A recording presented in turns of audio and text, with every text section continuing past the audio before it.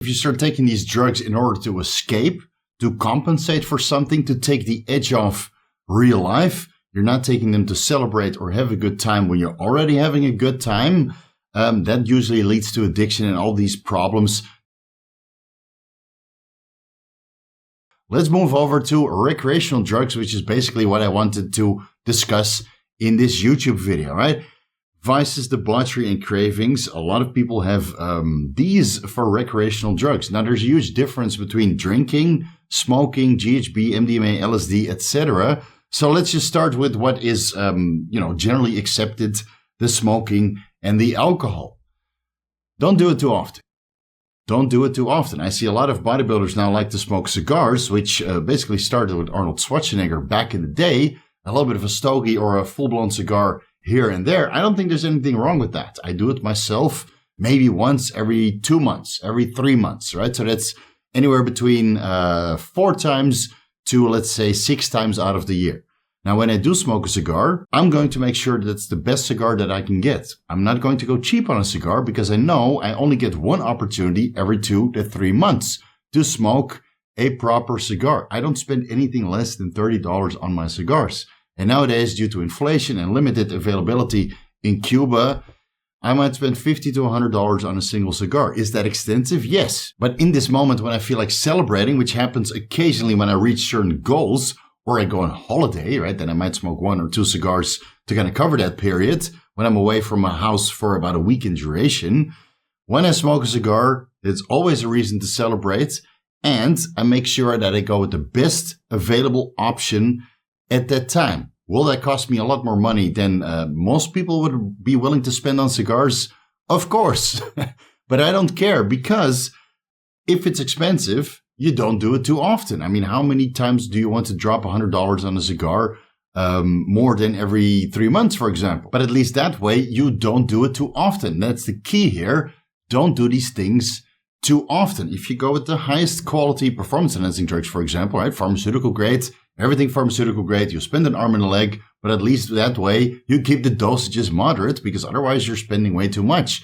The same goes with the recreational drugs, the cigars and the alcohol. Spend the money on the best stuff so you don't do it too often. Of course, when you set rules like this, you have particular guidelines before you can celebrate. Right? You only smoke Cuban cigars, not Dominican, not Nicaraguan, unless they're Maduro leaf wrapped, and they need to be over $30, for example, right? These are my rules, not your rules necessarily, but you do turn into a little bit of a snob, right? I can only smoke Cubans over $30, and they have to be Maduro leaf wrapped, and otherwise, I don't want none of it. And it's the same with alcohol. I want this 12-year or 18-year or 21-year double cask, triple cask exclusive whiskey. Otherwise, I don't drink. I want Beluga Gold vodka. Otherwise, I don't drink, right? I mean, you can set guidelines for yourself in any way, shape, or form that you like. But if you restrict yourself in this way and you only stick with the best according to your own guidelines, you simply don't do it too often, right? So I only go out when I want to celebrate. I have a very small selection of items that I allow myself because they're going to detract from my health. They're going to detract from my bodybuilding aspirations, for my overall fertility parameters. I mean, going out to the cigar lounge and drinking 3 glasses of alcohol and smoking 1 cigar, deleterious for my health for the next couple of days, after which health parameters restore to baseline, which takes a couple of days. Knowing that an activity like this is going to detract from my health, I don't want to do it too often, but that also means when I do take away from my health, you bet your left testicle that it's going to be the best, most exclusive, and also very expensive option that's available to me. Now, for weed and kratom, that's a little bit difficult. I mean, I'm not part of the weed and kratom culture. You can enlighten me in the comment section. Is there something like a very luxurious and very expensive and very exclusive kratom or weed out there? I might be mistaken, but I don't think that's around. Right? You can smoke a joint or take some kratom here and there. Just don't do it too often, because then you turn into a chronic weed smoker or a chronic kratom user.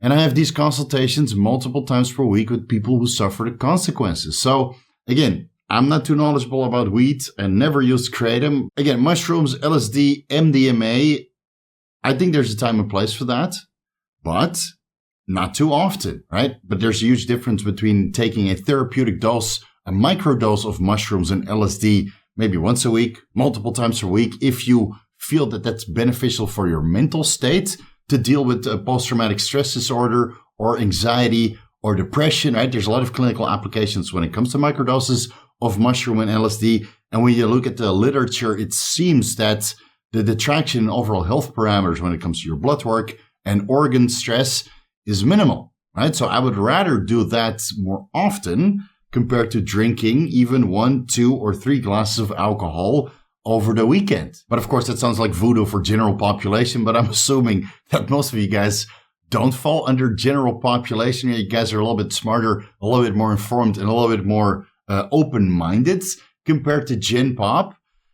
MDMA is a little bit tricky because, I mean, the day after MDMA, trust me, I used to do a fair amount of partying back in the day in Holland. And even then, when MDMA was readily available to me at very high potency, very high purity, I mean, you would roll off 70 milligram tablets, not this 200 to 250 milligram crystals that people have to take nowadays to have a good time.